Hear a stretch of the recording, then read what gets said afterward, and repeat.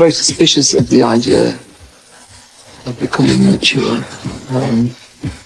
People become more prudent instead of mature. Because to me, often when people become mature, when they actually stop being self-indulgent and stop writing proper melodies, and they just get more self-indulgent. And I don't think we can be accused of self-indulgence, sticking aside. They're not just completely banal pop songs. They have everything that we always ever set out to do, you know.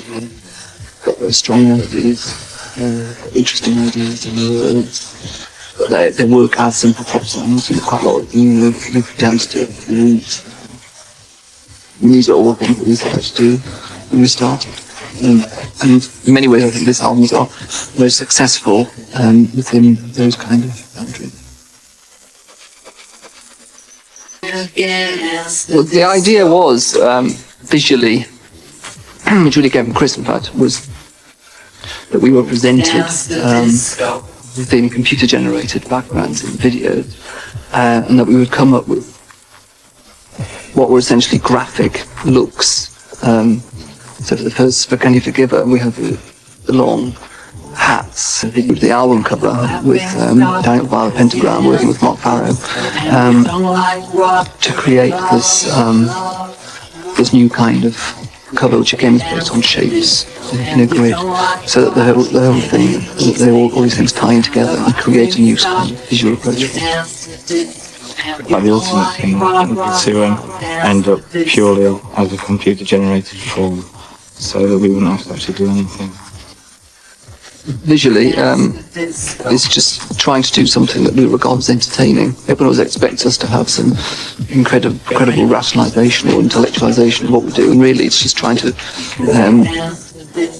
I call this album Very because we thought it was a very good title. It sounds like it's a very good title. And it was also with all the tracks, or the music, we think sounds sort of like what it was meant to be.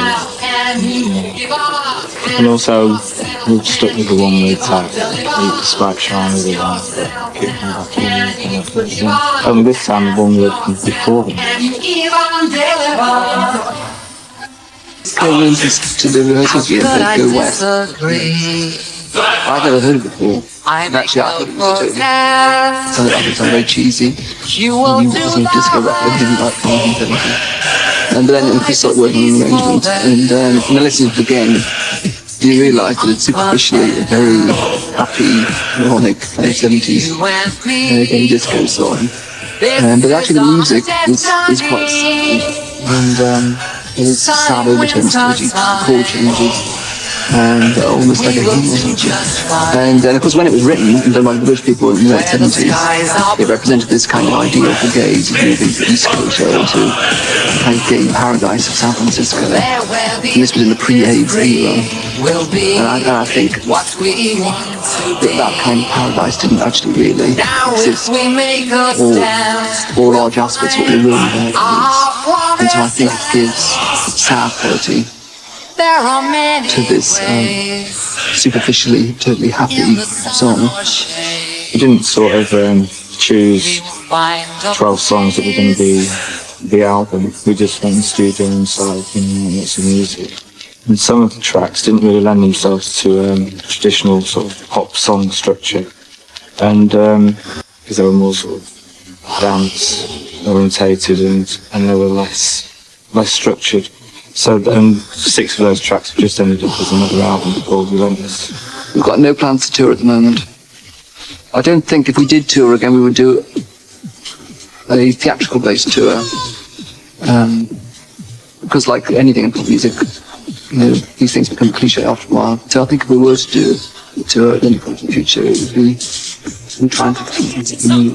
And I think one of the reasons that we're not touring this year or next year is because we haven't got the kind of show that we desperately want to do. I mean, we always wanted to do that performance show, and we'd kind of planned it and talked about doing it for many years before that.